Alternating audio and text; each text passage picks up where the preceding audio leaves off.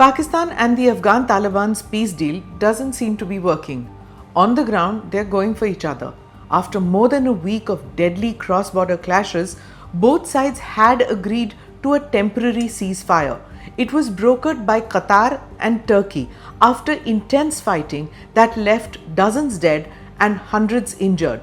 But this truce did not hold even as the ink was drying on the document. Let's break down what is going on. This is Quick Take, your quick guide. I'm Smita Prakash.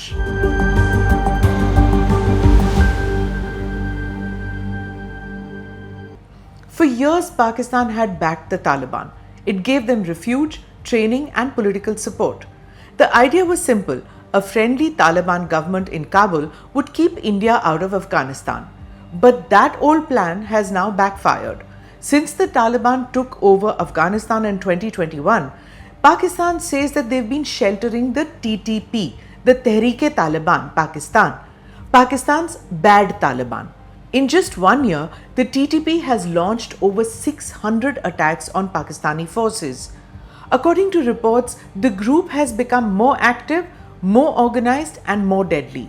Each attack exposes how Pakistan has little control over the militants it once supported. The Taliban denies any claims of sheltering TTP militants. So what led to the war? Yes, Pakistan is in an undeclared war on its western front. Earlier this month, a suicide bombing in Pakistan killed 23 people at a police training camp. In response, Pakistan carried out airstrikes inside Afghanistan, saying they were targeting the TTP.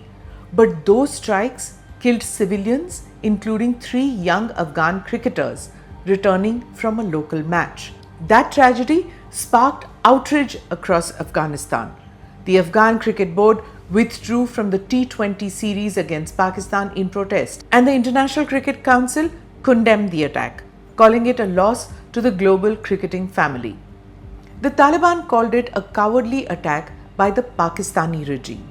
Pakistan says it was a precision strike. Both sides are now blaming each other. How long will this ceasefire last? If you want to call it a ceasefire, that is. History of this region and its people tell us that once hostilities begin among the Pashtuns, then it's only the Jirga elders who can decide, not international treaties. Previous truces between the two sides have collapsed within days. The Taliban have already warned that Afghanistan will retaliate if Pakistan bombs again. Tall claims because Pakistan has an air force and Afghanistan will have to rely on ground warfare. But there's a bigger story behind this fight, one that goes beyond the border. It's about power, influence and failed strategies. Pakistan's military thought it could control the Taliban like a proxy. Instead, it helped create a neighbor it can't manage. Indian diplomacy. The Taliban's growing ties with India has infuriated the Rawalpindi gurus. The Taliban's acting foreign minister recently visited New Delhi and was warmly received. That didn't go unnoticed in Islamabad.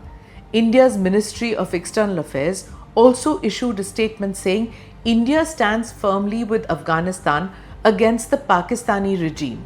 New Delhi also said Pakistan finds it difficult to accept that Afghanistan is a sovereign nation which can decide its international ties and domestic agenda.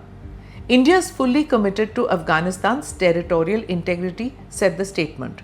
The government in India is not sitting on a moral pedestal.